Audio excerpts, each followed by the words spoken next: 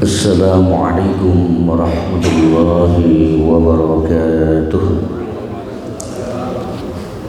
Alhamdulillah, alhamdulillahilladzi anzala ala abdihil kitab wa lam yaj'al lahu 'iwaja. Asyhadu an la ilaha illallah wahdahu la syarika lahu wa asyhadu anna Muhammadan 'abduhu wa rasuluh. Allahumma shalli wa sallim wa barik ala sayyidina wa maulana Muhammad wa ala alihi wa sahbihi wa mawala, amma ba'd. Saudaraku kaum muslimin sidang jamaah salat fardu subuh berjamaah yang mudah-mudahan selalu dimuliakan oleh Allah Subhanahu wa taala. Alhamdulillah wa syukurillah, segala puji bagi Allah, kita banyak bersyukur kepadanya yang mana dengan anugerahnya kita masih diberikan kekuatan, kesehatan dan kesempatan sehingga di pagi hari ini kita dapat melaksanakan salah satu daripada yang diperintahkan oleh Allah Subhanahu wa taala, ini melaksanakan sholat fardu subuh secara berjamaah. Dan dipastikan di saat kita melaksanakan perintahnya, kita pasti meninggalkan larangannya. Itu pasti. Dan di saat kita meninggalkan larangan Allah, maka di situ kita dihitung sebagai orang yang bertakwa, karena takwa itu melaksanakan perintahnya dan meninggalkan larangannya. Yuridullahu bikumul yusra wa la yuridu bikumul usra. Allah tidak menghendaki yang sulit-sulit. Allah menghendaki yang mudah-mudah saja. Di saat kita duduk iktikaf di masjid seperti ini, sudah dipastikan kita meninggalkan kemaksiatan. Pasti. Karena jangankan kita melaksanakan perintahnya, duduk termenung saja umpamanya, itu termasuk kita meninggalkan daripada larangan Allah. Jadi jangan kita menganggap bahwa yang namanya ibadah kita mesti yang berat-berat, sholat tengah malam sampai ratusan rakaat. Kita anggap hanya itu ketakwaan sehingga kita melihat saudara kita yang tidur itu kita anggap tidak sebagai ibadah. Itu ibadah. Itu ibadah. Akan tetapi yang perlu kita pahami adalah bahwa di dalam kehidupan kita ini sudah disampaikan oleh Rasulullah,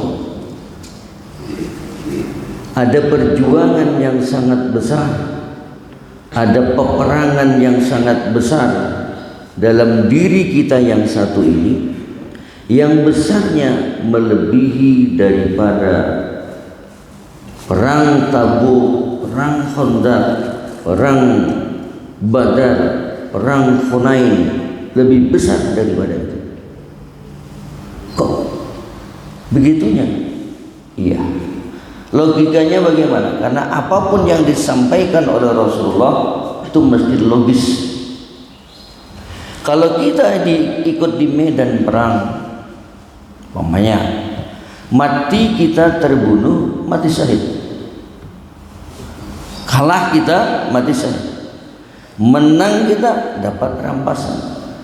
Tapi ada perang yang lebih besar daripada itu, yang kata beliau, a'da aduwika nafsuka allati baina jambaika. Musuh yang sebenarnya musuh yang lebih penting kamu perangi lagi yang ada pada tubuhmu, yang sebangsa hawa nafsu. Kenapa lebih berat daripada perang Badar, daripada perang Hunain, daripada perang Khandaq? Karena manakala kita kalah memerangi hawa nafsu kita sendiri, dipastikan neraka sudah menunggu kita. Ya.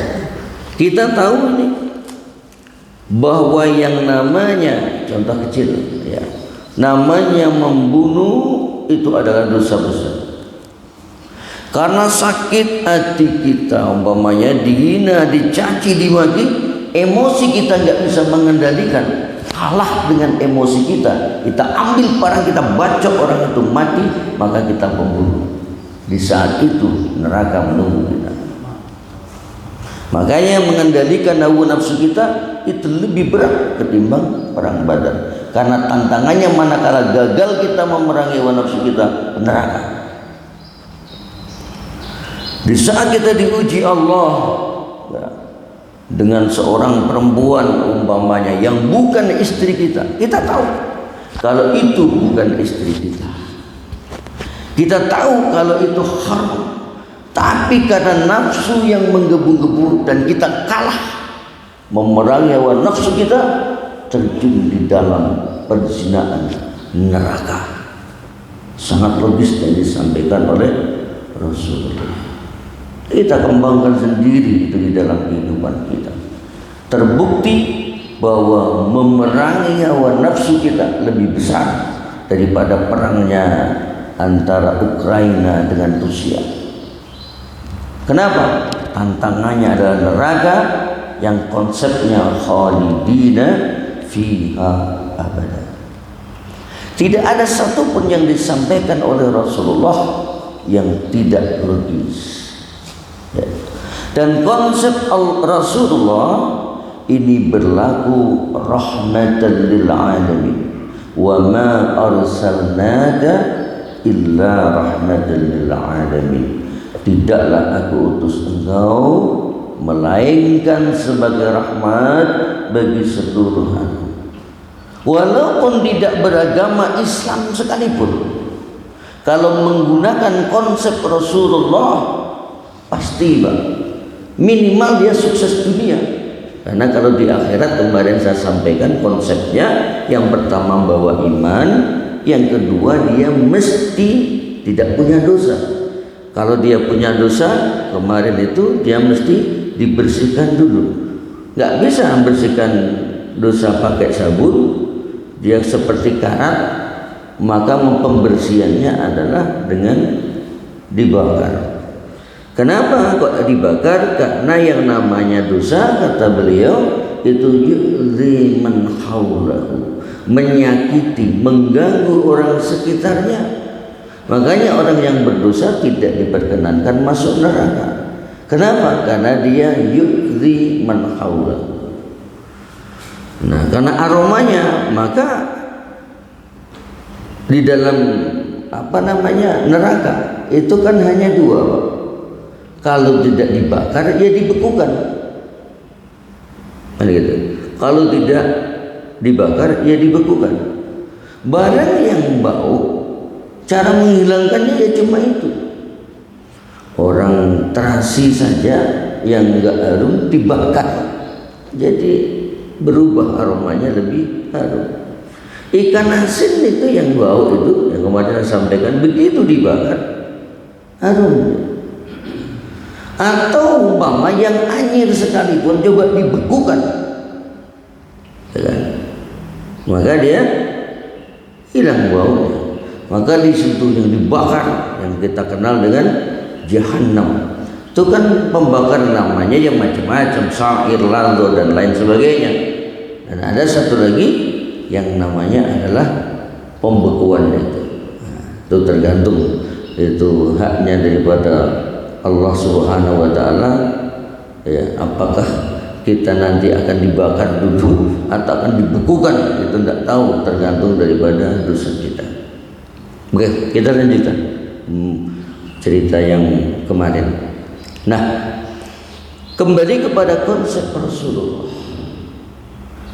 Walaupun dia bukan orang yang beriman, kalau mau menggunakan konsep Rasulullah, dia bisa sejahtera hidupnya, bahkan bisa mulia di dunia ini ketimbang yang mengaku Islam tapi membelakangi konsep Rasulullah. Yang pertama, saya kasih contoh dulu, Pak. Allah Subhanahu wa taala mengatakan, Rasulullah mengatakan, iyyakum bis-sidqi wa innas-sidqa yahdi ilal birri wa innal birra Yahdi ilal jannah. Jadi iyyakum ini kalau di dalam bahasa nahwunya ai ilzamu, tetaplah kalian dalam situasi kondisi bagaimanapun, tetaplah istiqomalah kalian dengan yang namanya kejujuran, kebenaran. Ya. Kenapa? Karena kebenaran itu mengarah kepada kebaikan, dan kebaikan itu mengarah kepada surga. Kalau boleh ditarik kesimpulan, jujur sama dengan surga.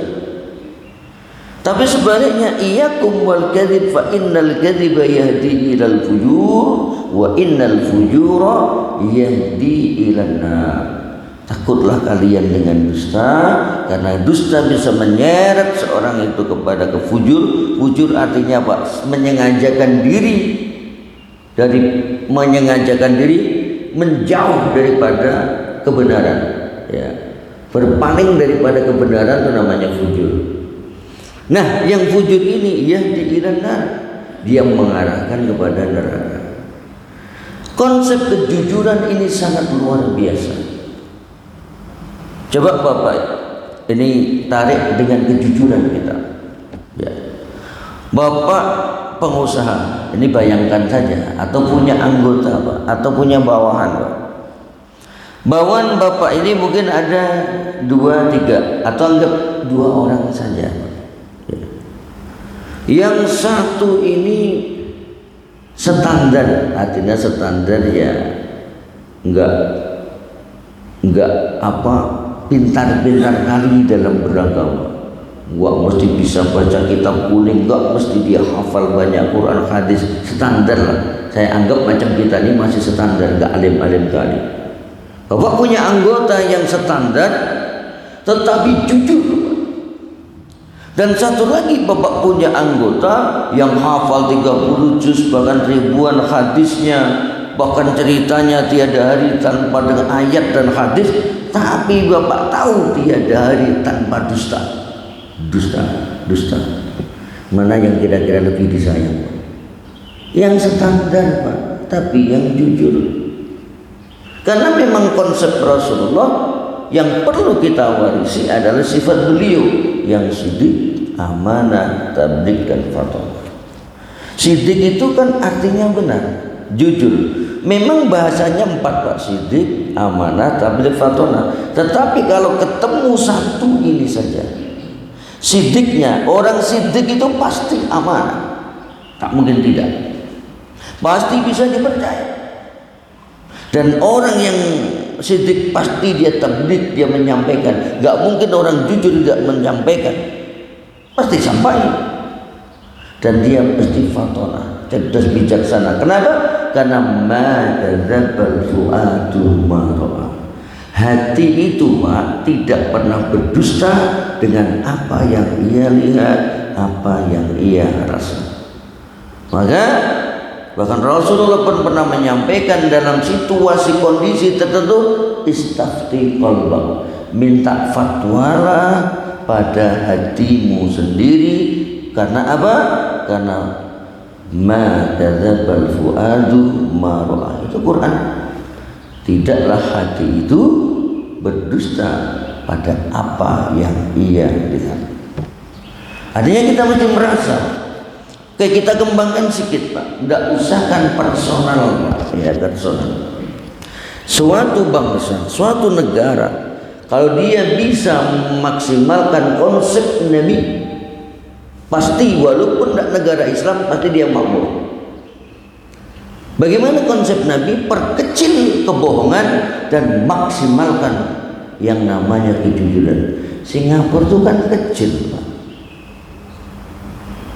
mayoritas bukan kaum muslimin. Tata pemerintahnya juga bukan tata pemerintahan Islam, tapi dia menggunakan konsep Islam, maka dia maju. Walaupun khilafah sekalipun, kalau konsepnya tidak konsep Rasulullah, ya hancur lebur kayak yang ada di Timur Tengah. Coba, di mana menangnya? Mereka membuat sistem anti kebohongan. 30 tahun yang lalu saya ke Singapura, ya. Itu kok 90 tahun 2000 berapa? 22 tahun saya yang 22 tahun yang lalu. Mereka sudah menggunakan sistem ini kan salah satu cara supaya orang tidak mudah berbohong, Pak. Contoh ya. Mereka itu mengerti akan kemampuannya dirinya sendiri dan tidak mau membohongi dirinya sendiri, sehingga mereka membuat IC itu identity card.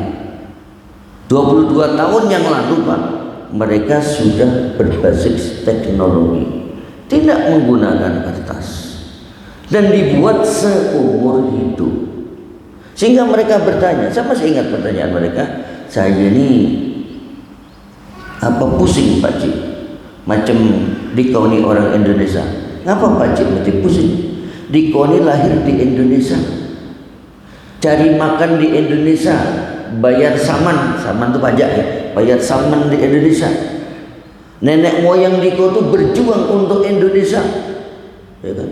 Tapi dikau di Indonesia untuk dapat IC saja, identitas warga negara, mesti luar biasa sulitnya, dan itu pun cuma 5 tahun. Betul tak dulu? 5 tahun. Dan orang Indonesia, mereka bilang manusia paling patuh di muka bumi terhadap pemerintahnya adalah orang Indonesia. Itu dunia mengakui, Pak. Orang Indonesia mudah marah dan mudah memaafkan. Kita sudah oke lah 5 tahun lah, bayarlah. Tapi mana ada waktu itu pemerintahan ya, kantor yang bukanya Sabtu Minggu, ada nggak? Sementara yang karyawan itu rata-rata dari Senin sampai Sabtu masuk, liburnya cuma hari Minggu. Mau tidak mau bagaimana caranya? Korupsi kan? Siapa yang mendidik korupsi? Sistem kita memang dibuat untuk seperti itu. Belangko itu, Pak, untuk membuat form kita yang jelas-jelas orang Indonesia, lahir di Indonesia, nenek moyang kita orang Indonesia, berjuang untuk negara Indonesia, bukan tiba-tiba datang ya, nenek moyang itu untuk mendapatkan identitas warga negara saja begitu sulitnya dan dibatasi. Dan belangko itu, Pak, triliunan, Pak. Apa mereka tidak tahu? 1 triliun itu andikan untuk mengentaskan kemiskinan. Kalau kita mau mikir berapa miskin yang bisa saya ketua Basnas, Pak, 1 miliar saja, Pak, itu bisa memberikan per bulannya kontinu, Pak. 1 miliar itu 100 orang, minimal 300.000 per bulan ya. Seperti kita buatkan basma, itu ada untungnya dibagi, Pak. 1 basma itu modal 700 juta ya. Itu per bulan 70 orang, Pak. Itu dalam bentuk sembako 200.000, dalam bentuk uang 100.000. 700 juta untuk 70 orang. Kalau 1 miliar berarti kita bisa bantu 100 orang per bulan selama-lamanya, selagi usaha itu masih berjalan. Kalau 1 triliun, berapa orang miskin yang terbantu? Hanya habis untuk beli kertas saja manfaatnya. Makanya walaupun mengaku Islam tapi tidak mau jujur dengan dirinya sendiri. Padahal semua kita tahu bahwa itu mubazir. Semua tahu itu nggak ada manfaatnya, ya kan? Orang dibakar juga habis. Tapi mereka tidak. Mereka gunakan uang segini buat jalan. Karena memikirkan kesejahteraan, dia menggunakan konsep Rasulullah. Kalau memang kita dicubit itu sakit, jangan cubit orang. Kalau kita dibohongi orang itu menyakitkan, jangan bohongi orang.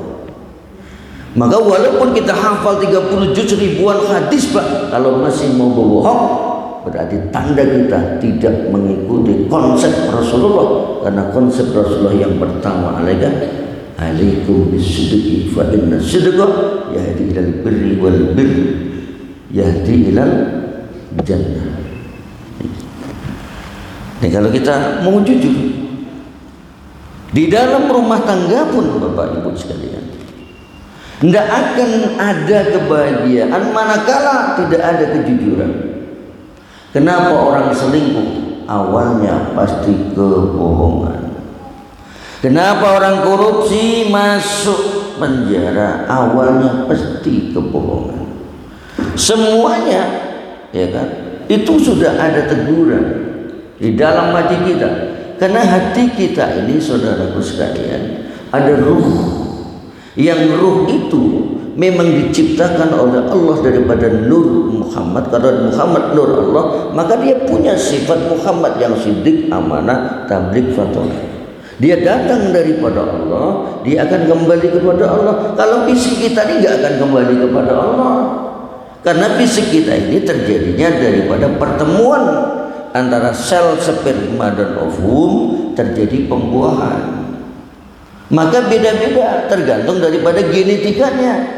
Yang bapaknya mancung, maknya mancung, lahir ya mancung juga anaknya. Genetika. Bapaknya hitam, maknya hitam, tak mungkin lahir putih, Pak. Bapaknya sawo matang, maknya sawo matang, lahir anaknya putih sipit, udah curiga tetangganya, Pak. Karena yang di dalam dada kita itu, dia sekali kun fayakun, kata Allah, diciptakan oleh Allah 4000 tahun sebelum fisiknya Nabi Adam. Ruh itu sudah ada.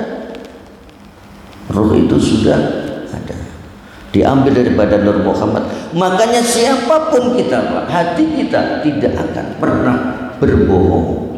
Bibir kita iya mau dia berbohong, tapi yang ada di dalam dada kita yang berkata dengan tiada huruf tiada suara, walaupun kita kunci nggak ada suaranya mulut kita, di dalam dia berkata-kata dengan tiada huruf tiada suara. Itu yang dilihat oleh Allah, itu yang dimaksudkan oleh Rasulullah. Innallaha la yanzuru ila suwarikum wa a'malikum bal yanzuru ila qulubikum. Allah tidak melihat tambang rupamu, Allah tidak melihat amalanmu, yang dilihat hatimu. Kenapa? Karena hati nggak bisa bohong. Kalau lillah ya lillah, tapi fisik ini bisa kita kelabui. Mau nipu kita pakai jubah, pakai serban, ya, pura-pura jadi orang baik, lembut, bisa. Apa yang tidak bisa? Kalau fisik ini bisa kita tipu orang dengan penampilan kita, ya.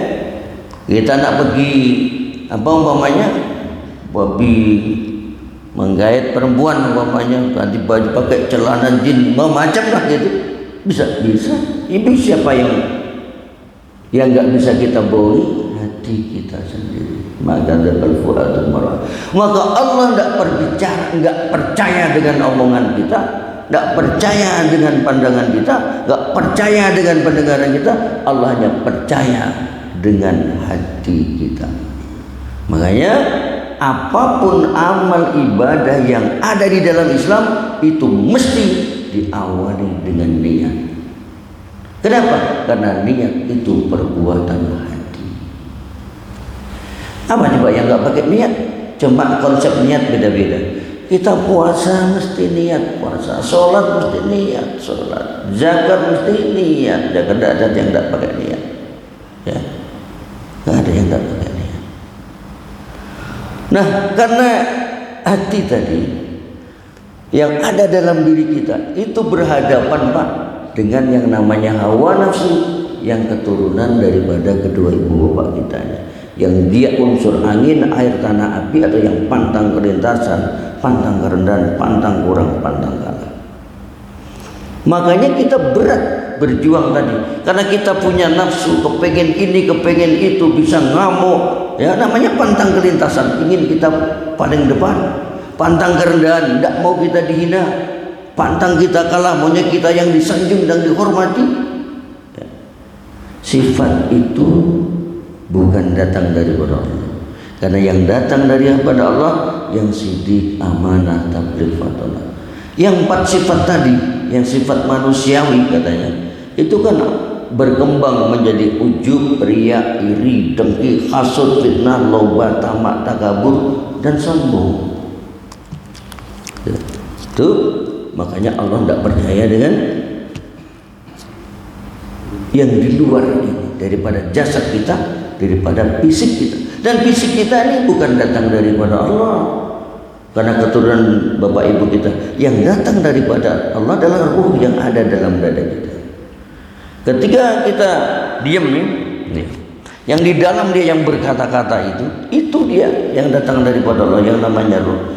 Bapak walaupun fisik kuat, tinggi, besar, kalau nggak ada ruhnya bisa ngapa? Atau bapak dikasih perempuan cantik, putih, sesuai semuanya, tapi tak bernyawa, Pak. Apa gunanya? Nyawa itu yang datang daripada Allah. Nyawa itu yang akan kembali kepada Allah. Di saat kita tidur, nyawa dalam genggaman Allah. Kenapa di saat tidur kita dicaci maki, diasut, difitnah, kita nggak marah? Padahal telinga kita ada, bibir kita ada, mata kita ada. Kenapa nggak marah? Karena dia dalam genggaman Allah. Ya, sama kayak orang mati. Kalau kita genggaman, kalau yang tidur dikembalikan, yang mati tak dikembalikan. Nah, kembali kepada mengenai tadi bahwa memang besar peperangan yang masih kita lakukan. Peperangan diawali karo bangun tidur, Pak. Kita nggak akan pernah punya hawa nafsu, gejolak, keinginan sebelum kita bangun dari tidur. Maka tatkala bangun daripada itu, di situ mulai perang. Perang yang kecil-kecil kata Rasulullah, ya, tadi itu disunnahkan, bahkan dianjurkan untuk membaca kunut, namanya kunut nazilah. Kunut nazilah. Itu perang yang kecil. Sementara bangun tidur ini kita menghadapi perang yang besar. Yang tantangannya kalau gagal kita adalah neraka. Maka kita, kalau yang mazhab Syafi'i, bukan dianjurkan, disunnahkan, bahkan sebagian diwajibkan malah untuk membaca doa kunut. Tujuannya apa? Wa qini bi rahmatika syarra ma qadait. Jagalah aku ya Allah dengan kasih sayangmu syarra dari jeleknya apa saja qadait yang telah engkau putuskan. Apa yang diputuskan jelek oleh Allah?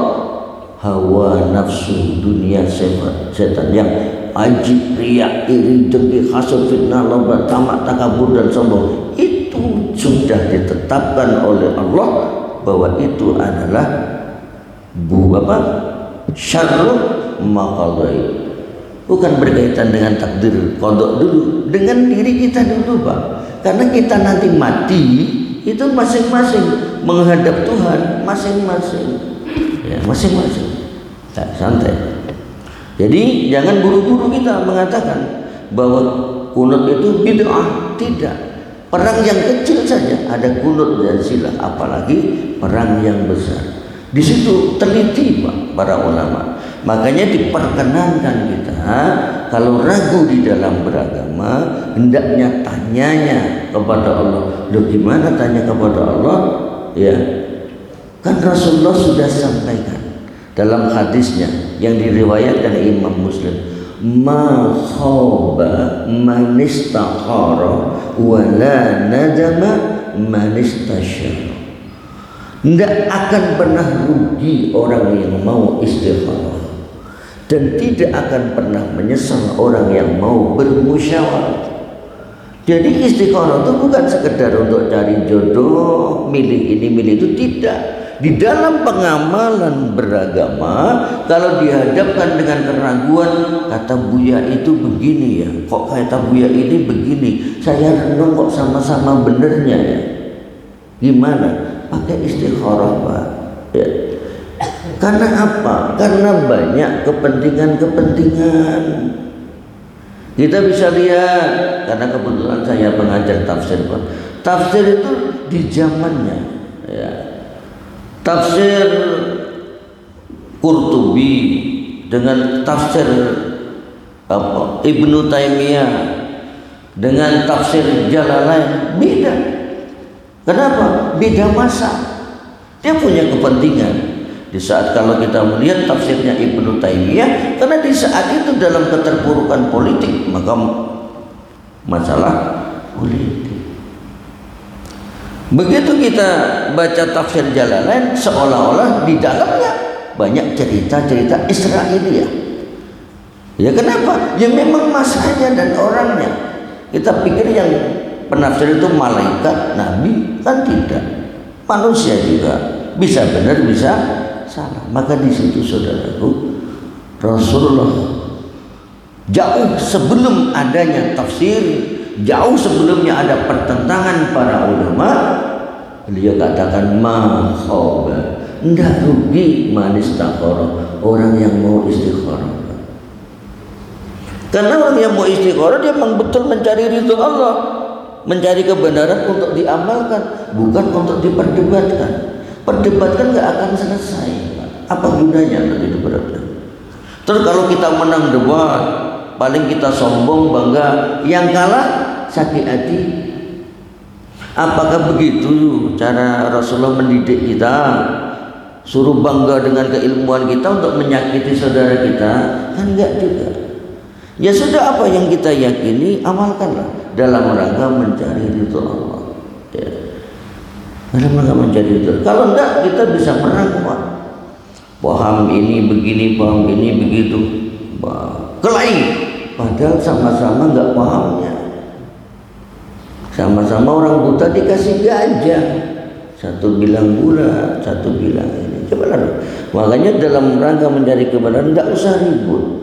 Coba istiqomah, beristikharah.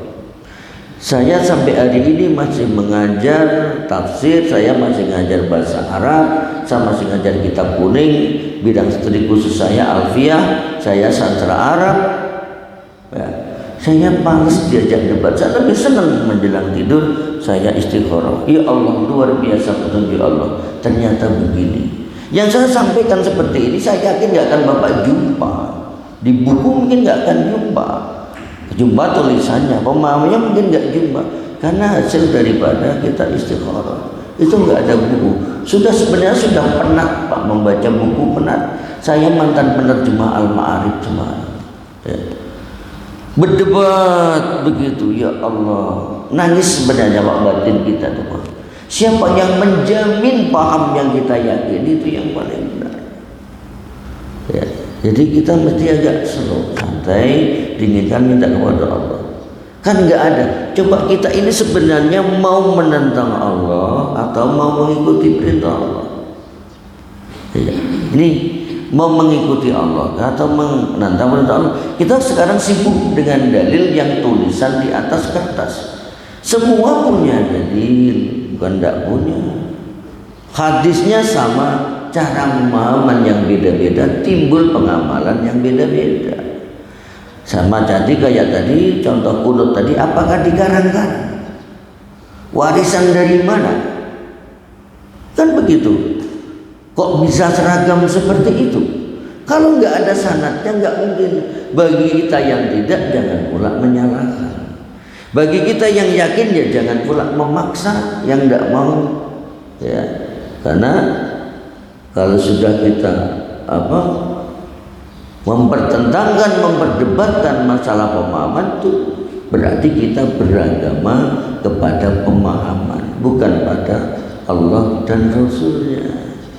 Maka kita dikasih hati yang tidak bisa berdusta. Itu sebagai filter, sebagai standar untuk menghentikan perbuatan yang ujub, riak, iri, dengki, hasud, fitnah, lomba, tamak, takabur, sombong tadi.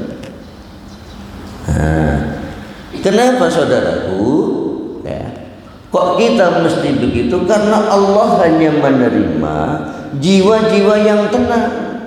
Kalau Bapak habis berdebat, habis bohong, ya, dalam sholat nggak bisa khusyuk lagi. Dalam sholat saja, iyyaka na'budu wa iyyaka nasta'in.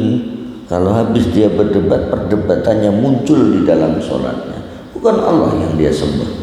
Cari akalnya berputar, khayal, faham, ilmunya bekerja. Bagaimana? Apalagi kalau sempat dia berbohong, takut dia ketahuan, gelisah. Padahal Allah di dalam akhir surat Al-Fajr, Allah katakan, siapa yang boleh masuk golongan hambanya? Ya ayyatuhan nafsul mutmainnah, wahai jiwa yang tenang. Jiwa yang tenang. Kalau habis nipu pasti gelisah, habis kelahi pasti gelisah, habis debat pasti gelisah. Mati di saat itu Allah tak akan mau terima roh kita, mau jadi hantu kita. Gara-gara paham kata kita, ini nasnya. Memang yang lain nggak punya nas. Ini hadisnya, memang yang lain nggak tahu hadis. Ini ayatnya, memang yang lain nggak tahu ayat.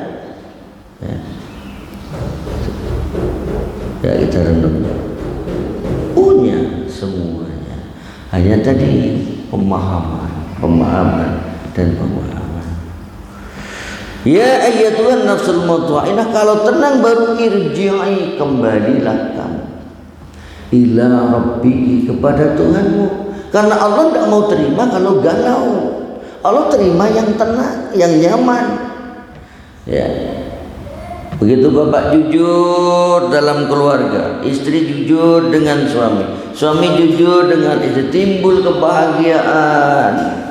Walaupun hidup nggak begitu kaya, kekurangan di segi materi, tapi nyaman, tenteram, meninggal surga Pak. Kenapa? Idza matat ya al-mar'atu wa zawjuha radin takhalatil jannah. Apabila seorang istri mati dalam kondisi suaminya ridha, pastikan surga. Coba kalau istri dalam kondisi ngamuk-ngamuk, maki-maki suami, bahkan mungkin dia minta cerai atau punya selingkuhan, mati saat itu, neraka kan? Karena semua tadi betul yang di depan tadi, bahwa kejujuran itu yang bisa membuat kita ke surga. Maka jujur terlebih dahulu dengan hati nurani kita. Jangan buru-buru mengoreksi orang lain, jangan buru-buru kita membencikan orang lain, ya. Tapi coba kita lihat ke dalam, karena yang diperintahkan iqra kitabak, baca kitabmu, bukan iqra kitab akhikum. Enggak ada iqra kitab ghairikum atau iqra kitab nas, enggak ada. Yang ada baca kitabmu. Waktu itu Pak, mushaf yang 30 juz belum ada. Kitab yang mana yang disuruh baca? Yang 30 juz itu belum ada. Iqra kitab yang di dalam. Maka kelanjutan ayatnya, kafa, cukup binafsika, dengan dirimu sendiri. Al-yauma, di hari ini, apa yang cukup? Hasiba, itu jadi tamdisnya, hitungannya. Kita baca menghisap. Begini kita menung bibir kita lihat, bahkan mungkin menjelang tidur, iya ya, dari akil balik saya melakukan kemaksiatan ini begitu banyaknya. Iya, kalau diampuni Allah, kalau tidak, masa saya sibuk ngoreksi orang lain sementara kesalahan sendiri saya, kalau saya koreksi ya mungkin lebih banyak daripada orang yang saya koreksi. Iya kalau diampuni oleh Allah, iya kalau tidak. Kan begitu berita Allah.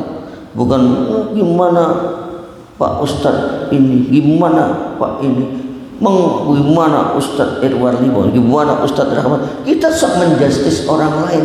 Dalilnya mana? Dalilnya yang ada iqra kitab, baca kitabmu, bukan kitab orang lain. Baru kafa binafsikal yauma alaika hasiba. Kita kan nggak pernah mikir Pak, kita sangka kitab itu mushaf yang 30 juz saja. Kalau itu yang dimaksudkan, bagaimana dengan ayat ini? Di saat itu mushaf yang 30 juz belum ada, kitab yang mana yang suruh baca sudah pening kepada kita. Maka disitulah perlu kita istikharah tadi, ma khaba man istakhara. Nah, Bapak sekalian yang dimuliakan Allah, ini sudah suruh. Sudah? Sudah ya? 5 menit lagi? Sudah terang. Coba di sini, sebelum kita bisa menenangkan jiwa kita, upaya menenangkan jiwa kita, upaya. Ya ayyatuhan nafsul mutmainnah, wahai jiwa yang tenang. Kalau belum tenang, konsekuensinya tidak disuruh pulang. Irji'u, pulanglah kamu kepada Tuhanmu. Radiyatan mardiyah. Radiyatan isim fa'il, radiyatan fa'ilatan, artinya yang bentuk subjek, secara senang. Tapi kita senang saja nggak cukup, Pak. Kita senang nggak cukup kalau tidak disenangi. Radiyatan mardiyah, dan disenangi. Senang disenangi. Saya datang tempat Bapak, saya senang, Bapak belum tentu senang, nggak nyaman juga. Makanya bahasa Quran itu radiyatan mardiyah, baru boleh masuk. Fadkhuli fi ibadi, masuk kamu dalam golongan hambaku. Asal masuk golongan hamba Allah, pasti disuruh wadkhuli jannati, masuk dalam surga.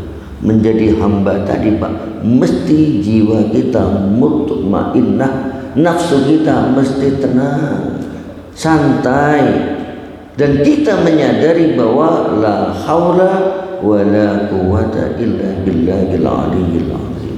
Kita ini nggak bisa ngapa-ngapa, Pak. Jangan pernah selalu bangga dengan amal ibadah kita. Kalau tidak Allah yang menggerakkan hati kita pagi ini, nggak mungkin kita sampai di masjid ini. Kalau tidak karena pertolongan Allah, nggak mungkin kita dikenalkan dengan Islam, dikenalkan ya dengan aturan-aturan Allah. Itu kan karena kasih sayang Allah. Kalau memang ya kita mampu, Pak, coba sekarang langsung Bapak kencing, kan nggak bisa. Coba langsung Bapak kentut, kan nggak bisa. Pertanda kita nggak mampu. Cuma diset oleh Allah seolah-olah kita ini mampu. Kalau memang kita punya kemampuan, tentu umurnya yang paling panjang itu kan para dokter, Pak. Tahu tentang ilmu kesehatan, obatnya banyak, ya, alatnya cukup. Tapi nyatanya umur dokter nggak jauh bedanya dengan umur yang lainnya. Bahkan orang-orang dulu itu yang pegangnya cangkul tiap pagi ke ladang sampai ratusan lebih. Dan nenek saya di SP 7 sekarang sudah 115 ya, perempuan. Kalau memang manusia mampu, yang paling pintar itu kan anaknya para guru, para ustadz. Ternyata banyak yang bandel malah kan. Ayo, kalau kita pikir, kalau memang punya kemampuan manusia, harusnya yang kaya-kaya itu mereka yang sarjana ekonomi, magister ekonomi, yang ekonomi. Tapi ternyata yang gelar ekonomi kerjanya sama Sukamto Tanoto yang cuma lulusan SMA. Berarti kan tidak mampu. Kalau memang negarawan begitu umpamanya, itu harus mimpin negara ini, harus begitu, harus mampu. Dari Indonesia berdiri sampai hari ini belum ada pernah negarawan yang mimpin. Yang pertama Pak Karno arsitek, kedua Pak Harto tentara, ya kan, Habibie engineer, tidak ada yang negarawan, ya kan. Dan habis itu siapa? Gus Dur, Kiai, Bu Mega itu aku nggak tahu itu statusnya apa nggak tahu saya kali itu. Saat itu Pak SBY tentara juga. Nggak ada satupun orang ahli tata negara. Berarti kan ahli tata negara, ahli menata tentang negara, tapi belum ada yang jadi presiden. Itu menyatakan bahwa memang Allah itu maha prerogatif, nggak bisa kita intervensi. Itu artinya kita nggak mampu. Jangan saya sholat ini pasti masuk surga. Syarat rukunnya ya cukup apa tidak, kita berupaya bermohon akan kemurahan Allah Subhanahu wa taala agar kiranya kita itu ya kan diberikan rahmatnya. Nah, untuk mendapatkan rahmat Allah, hubungkan kasih sayang di antara kita dengan salah menyala. Kan begitu? Sayangi saudaramu, Allah akan sayangi kamu. Begitu. Senangkan saudaramu, Allah akan senangkan kamu. Sebaliknya kan, kalau kau sakiti saudaramu, pasti Allah akan sakiti kamu. Kalau Allah menyakiti, Pak, bukan fisik, Pak. Susah tidur kita, gelisah kita, bingung kita. Makin pintar, makin ngaji, makin bingung. Nah, itu dulu yang dapat disampaikan. Mudah-mudahan ada manfaatnya. Ya, sama-samalah bermohon pada Allah dan Rasulnya agar kita semuanya diampuni dan diberikan bimbingan selalu, ditunjukkan yang sebenar-benarnya, supaya roh kita yang datang daripada Allah hendaknya betul kembali kepada Allah, tidak menjadi roh yang penasaran. Itu yang dapat disampaikan, kurang lebihnya mohon ditegur sama, diluruskan, dimaafkan pada Allah dan Rasulnya. Mohon ampun dan taubat sesudahi, wabillahi taufiq wal hidayah. Wassalamualaikum warahmatullahi wabarakatuh.